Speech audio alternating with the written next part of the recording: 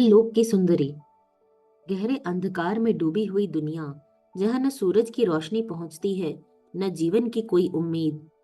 यह कहानी एक ऐसी रहस्यमयी जगह की है जिसे लोग पाताल लोक कहते हैं। यहाँ की सुंदरी एक अभिशापित आत्मा है जो अपनी सुंदरता और मोहकता के कारण सभी को अपनी ओर खींच लेती है। परंतु उसकी वास्तविकता इतनी भयानक है कि जो कोई उसे देखता है उसकी मृत्यु निश्चित है। यह कहानी उसी पाताल लोक की सुंदरी के खौफनाक रहस्यों की है। जंगल का रहस्य। रवि और उसकी मित्र माया ने हमेशा अद्भुत और रहस्यमय स्थानों को खोजने का सपना देखा था। एक दिन उन्हें एक प्राचीन पुस्तक मिली जिसमें पाताल लोक का वर्णन था। पुस्तक में लिखा था कि इस जगह पर अद्भुत खजाना छिपा हुआ है, लेकिन वहां जाने वाले लोग कभी वापस नहीं लौटे। उत्सुकता और साहस के साथ रवि और माया ने उस स्थान को खोजने का निश्चय किया। पुस्तक में लिखे निर्देशों के अनुसार उन्होंने एक घने जंगल की यात्रा शुरू की। रास्ते में कई डरावनी घटनाएं हुईं। पत्तों की सरसराहट में अजीब सी आवाजें, रात में चमकती लाल आंखें और अचानक उठती ठंडी हवाएं। लेकिन रवि और माया ने हार नहीं मानी। घने जंगलों के बीच एक गुफा के भीतर उन्हें पाताल लोक का द्वार मिला। द्वार पर प्राचीन शिलालेख थे जिन पर लिखा था, जो भी इस द्वार से भीतर जाएगा वह अपने प्राणों का बलिदान देगा। माया ने डर के बावजूद रवि के साथ आगे बढ़ने का निर्णय लिया। जैसे ही उन्होंने द्वार खोला, एक तेज आवाज गूंजी, मानो किसी ने चेतावनी दी हो, लेकिन उनका उत्साह उन्हें भीतर खींच ले गया। द्वार के भीतर का वातावरण अजीब और भयानक था। हवा ठंडी और भारी थी। हर तरफ धुंध फैली हुई थी। उनके कदम उन्हें एक भव्य लेकिन भूताह महल तक ले गए। सुंदरी का प्रकट होना। महल के भीतर उन्हें वह सुंदरी दिखाई दी जिसकी सुंदरता पर किसी का भी मन मोहित हो जाए। उसकी त्वचा चांदनी जैसी चमक रही थी और उसकी आंखें गहरी झील जैसी थी। लेकिन उसकी मुस्कान के पीछे कुछ भयानक छुपा हुआ था। रवि और माया उसकी ओर खिंचते चले गए, जैसे कोई अदृश्य शक्ति उन्हें रोकने का मौका ही नहीं दे रही थी। उसने धीरे धीरे उनसे बात की।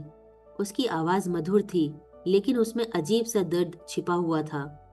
उसने उन्हें अपनी कहानी सुनाई कि वह एक समय में एक राजकुमारी थी जिसे एक तांत्रिक ने श्राप देकर इस लोक में कैद कर दिया था।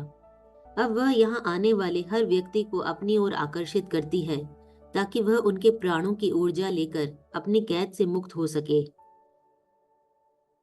महल के एक बड़े कक्ष में वह सुंदरी अचानक नृत्य करने लगी।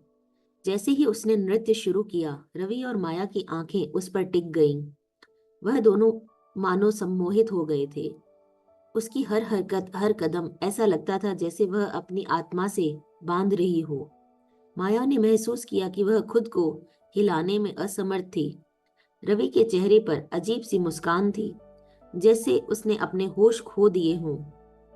सुंदरी का नृत्य केवल मोहक नहीं था, बल्कि उसमें एक अजीब सी ऊर्जा थी।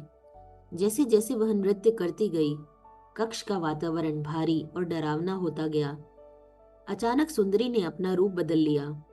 उसकी आंखें खून जैसी लाल हो गईं और उसका चेहरा विकृत हो गया।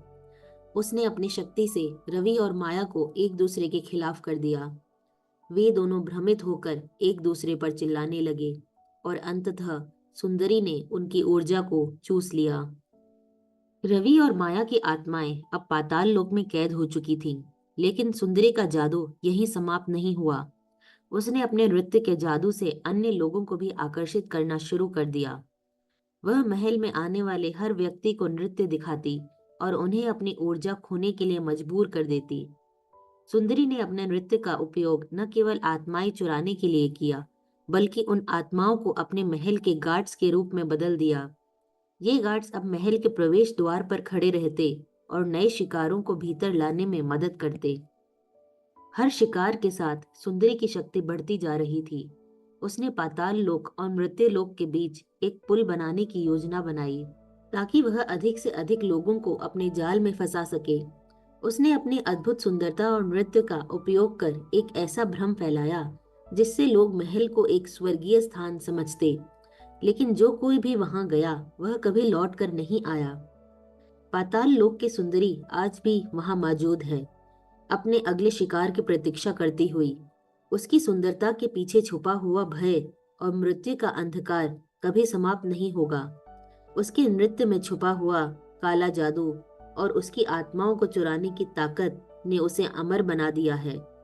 यह कहानी हमें सिखाती है कि कभी-कभी सुंदरता के पीछे छिपे खतरों को नजरअंदाज नहीं करना चाहिए। ये था